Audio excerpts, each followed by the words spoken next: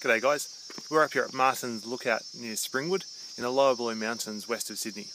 And look, I hope you can hear me over the cicadas because they're having a fantastic day. Now, we're here today to look at the interaction of the four spheres. Now, I'll give you just a moment and see if you can think what the four spheres are. I'm twiddling my thumbs, but you can't see that. Alright, so the four spheres are the lithosphere, the atmosphere, the hydrosphere and the biosphere. And particularly today we're going to explore some of the different ways in which the other three spheres impact on the lithosphere. So I'm going to take you to a couple of different points around Martin's Lookout and we're going to have a look at how that works. Alright, so I'll get up and go and get myself set up and we'll start with firstly the impact of the atmosphere on the lithosphere.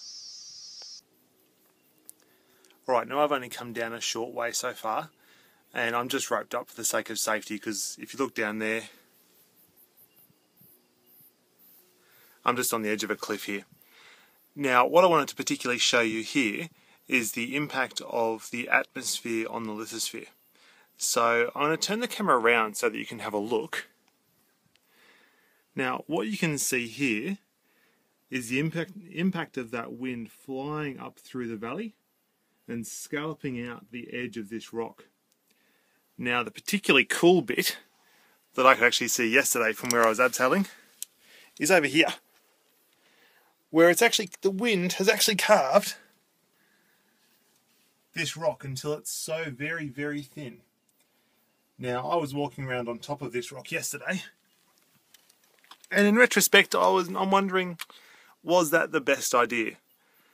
Now this is the impact that the atmosphere can have on the lithosphere, as that impact of wind erosion. And all along the cliff lines of the Blue Mountains you'll find something very, very similar. Now I'm going to go down just a little bit further and see what else we can find. Okay, so I've come down now on my rope and I'm hanging just a couple of metres above the ground. Now, for the sake of irony, I was making jokes up above about the fact that I'd been walking on top of that cliff line yesterday, not realising that it was hollow. Well, it seems that the place that I was sitting making those jokes is also hollow. So I'll turn the camera around so that you can have a look. Now this is if I can turn my body around, more awkward than you might think. This is a great example of wind erosion. And if you can see up there in that gap, turns out the entire rock that I was resting my weight on before is completely hollow. And isn't that beautiful? Now that is the effect, that is a classic effect of wind erosion. So when we talk about the four spheres and we talk about the impact of the atmosphere on the lithosphere, well, this is a great example. Alright, I'm going to get back up and we'll find something else. You know what, I changed my mind. As I'm just hanging about here, I thought this was a great place to show the effect of the hydrosphere on the lithosphere as well, because we actually have a much better view from down here than we do from up on top of the cliffs. Now, if I can just stop my body from swinging around, down the distance over my shoulder, what you can see is Glenbrook Creek.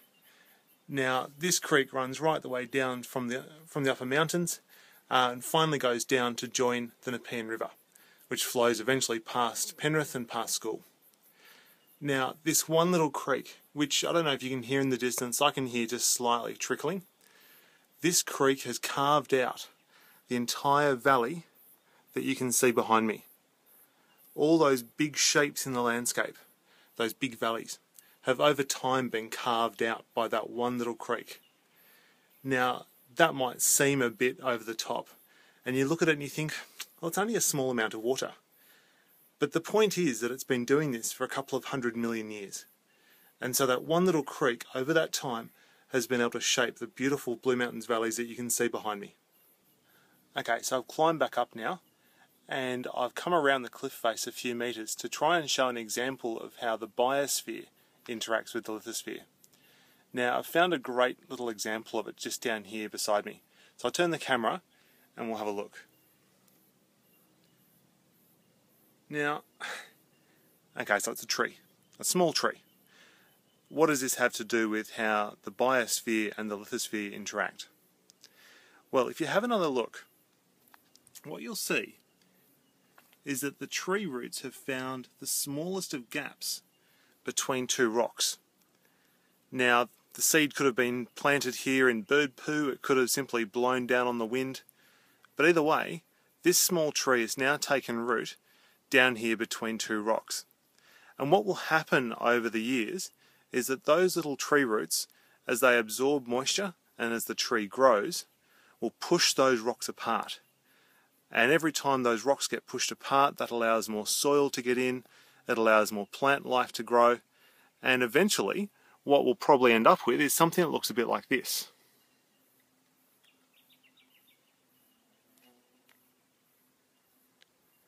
Now obviously that's a much more substantial tree.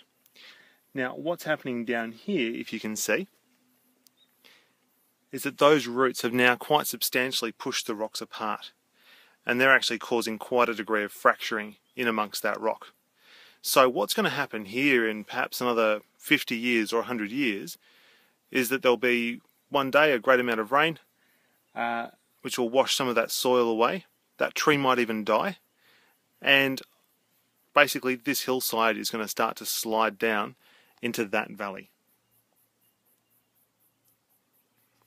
So last time we talked about geomorphic forces and we talked about erosion.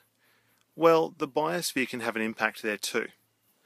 Okay guys, so far what we've looked at are the impact of the other three spheres on the lithosphere.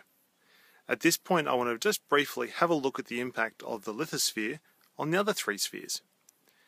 So let's have a think. Well, what's the impact of the lithosphere on the hydrosphere?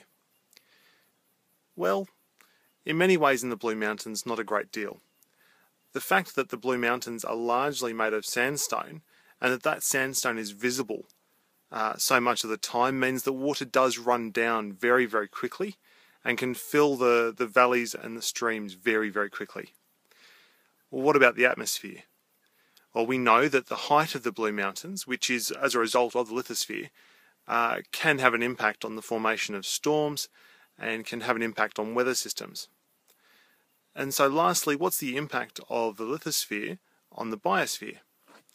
And to answer that, I think it's worthwhile having a look at what the soil is made up of. So I'll turn the camera so you can have a look.